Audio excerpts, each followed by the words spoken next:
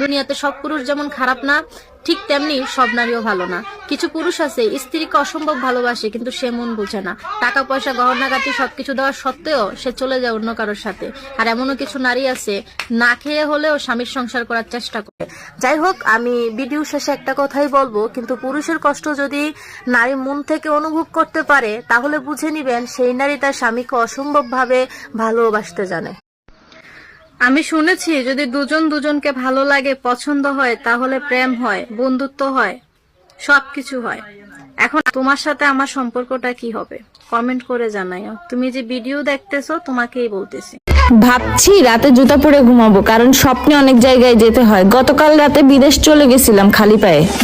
কোনো স্বার্থের জন্য না, বিশ্বাস করো, পৃথিবীর সাক্ষী আমি তোমার মায়ায় পড়ে। মুখ ফুটে বলা কথা তো সবাই বোঝে, ভালোবাসার মানুষ তো সেই যে নীরবতা বুঝে। খুব ইচ্ছা করে কাউকে জড়িয়ে ধরে বলতে আমি ভালো নাই, কিন্তু কাকে বলবো, আমার যে কেউ নাই।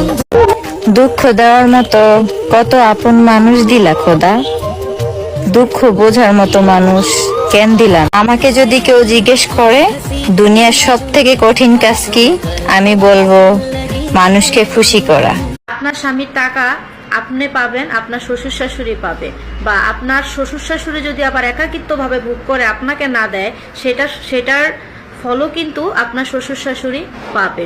অনেক ছেলেরা আছে যে ইনকাম করে বাবা